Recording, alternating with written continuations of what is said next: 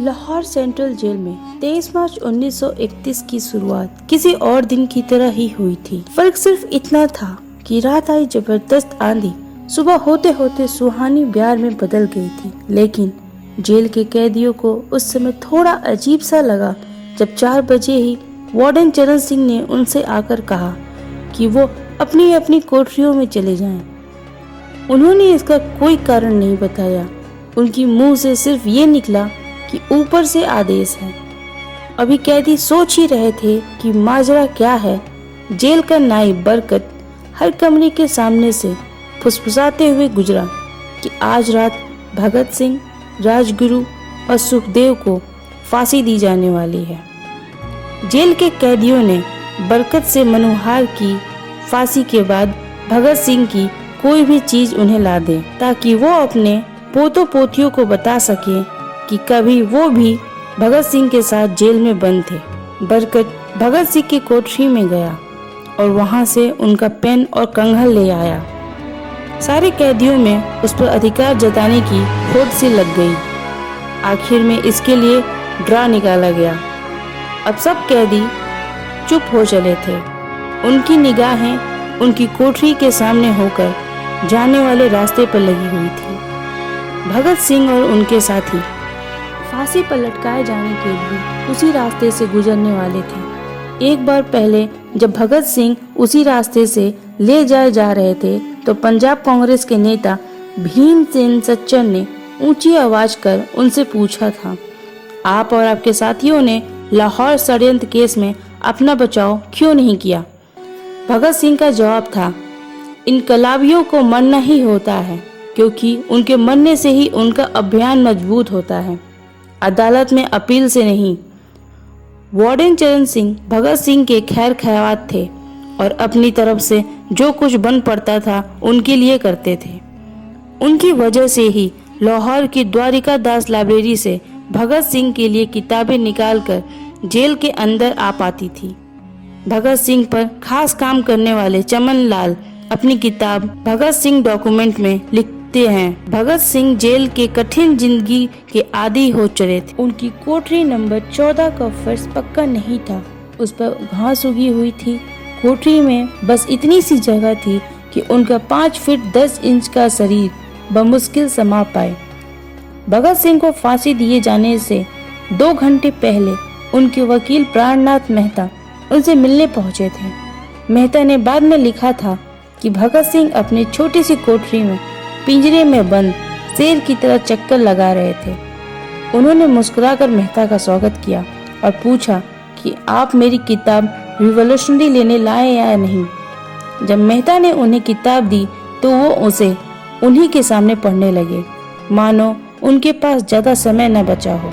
मेहता ने उनसे पूछा कि क्या आप देश को कोई संदेश देना चाहेंगे? भगत सिंह ने किताब से मुंह हटाए बगैर कहा, सिर्फ 2 संदेश, साम्राज्यवाद मुर्दाबाद और इनकलाब जिंदाबाद। इसके बाद भगत सिंह ने मेहता से कहा कि वो पंडित नेहरू और सुभाष घोष को मेरा धन्यवाद पहुंचा दें, जिन्होंने मेरे केस में गहरी रुचि ली थी।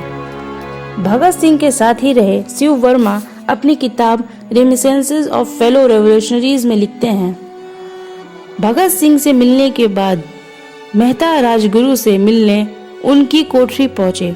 राजगुरु के अंतिम शब्द थे, हम लोग जल्द मिलेंगे।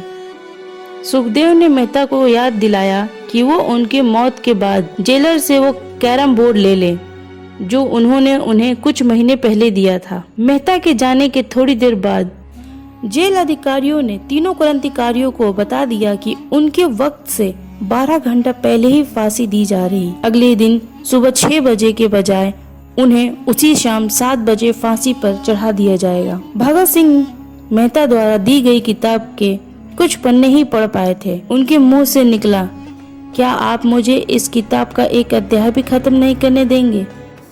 भगत सिंह ने जेल के मुस्लिम सफाई कर्मचारी बेबे से अनुरोध किया कि वो उनके लिए उनको फांसी दिए जाने से एक दिन पहले शाम को अपने घर से खाना लाएं।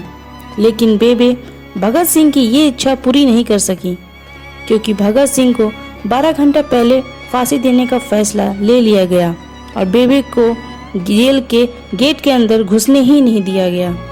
थोड़ी देर बाद तीनों क्रांतिकारियों को फांसी की तैयारी के लिए उनकी कोठरियों से बाहर निकाला गया।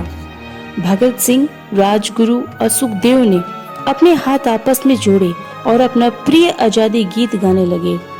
कभी वो दिन भी आएगा कि जब आजाद हम होंगे, ये अपनी ही जमी होगी, ये अपना आसमां होगा। फिर उन तीनों का एक एक करके वजन किया गया। सबके वजन पहले से बढ़ गए थे। इन सबसे कहा गया कि अपना आखिरी स्नान करें। फिर इनको काले कपड़े पहनाए गए, लेकिन उनके चेहरे खुले रहने दिए। चरण सिंह ने भगत सिंह के कान में फुसफुसा कर कहा कि वाहेगुरु को याद करो।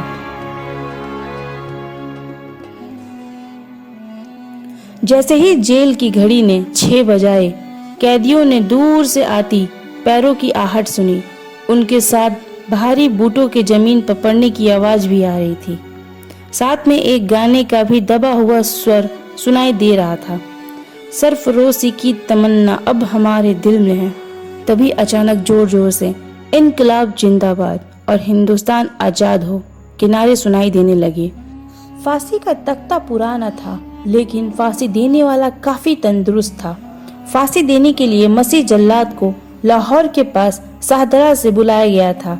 भगत सिंह इन तीनों के बीच में खड़े थे। वो अपनी माँ को दिया गया वो वचन पूरा करना चाहते थे कि वो फांसी के तख्ते से इनकलाब जिंदाबाद का नारा लगाएंगे।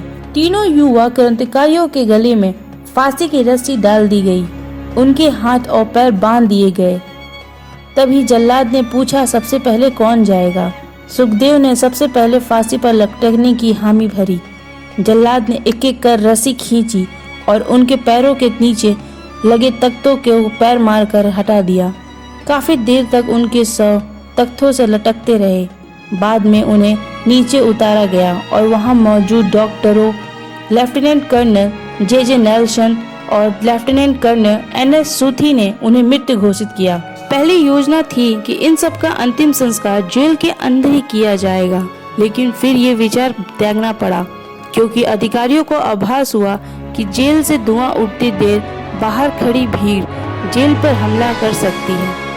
इसलिए जेल की पिछली दीवार तोड़ी गई। उसी रास्ते से ट्रक जेल के अंदर लाया गया और उस पर बहुत अपमानजनक तरीके से शवों को एक सामान की तरह फेंक दिया गया।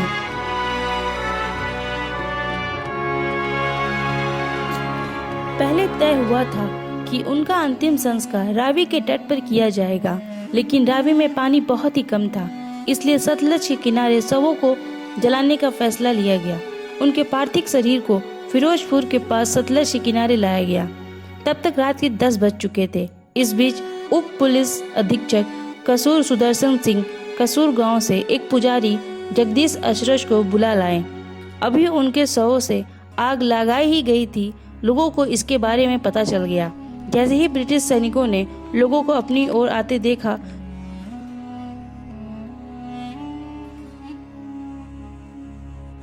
तो शवों को वहीं छोड़कर अपने वाहनों की तरफ भागे। सारी रात गांव के लोगों ने उस अधजले शव को चारों ओर पहरा दिया।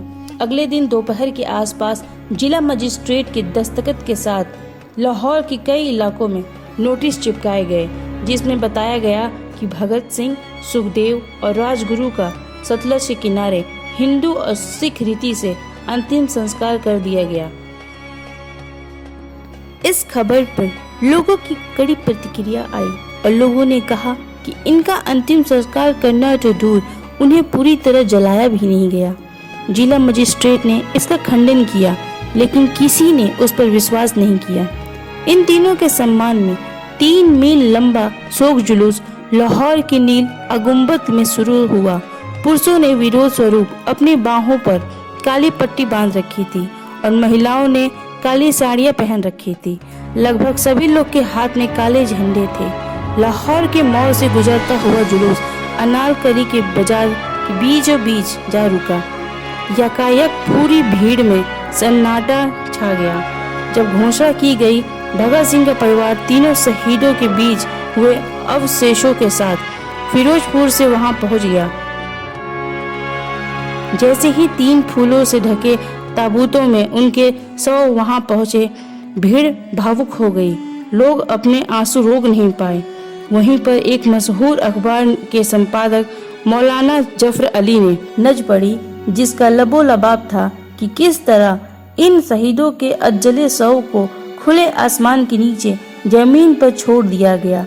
उधर भगत सिंह के फांसी के बाद वार्डन चरण सिंह सुस्त कदमों से अपने कमरों में पहुंचे और फुट फुट कर रोने लगे। अपने 30 साल के करियर में उन्होंने सैकड़ों फांसियां होते देखी थी, लेकिन किसी ने मौत को इतनी बहादुरी से गले नहीं लगाया था जितना भगत सिंह और उनके 2 कमरेडों ने। कम से कम उस समय किसी को इस बात का अंदाजा नहीं था कि 16 साल बाद उनकी शहादत भारत में ब्रिटिश साम्राज्य के अंत का एक कारण साबित होगी और भारत की जमीन से सभी ब्रिटिश सैनिक हमेशा के लिए चले जाएंगे।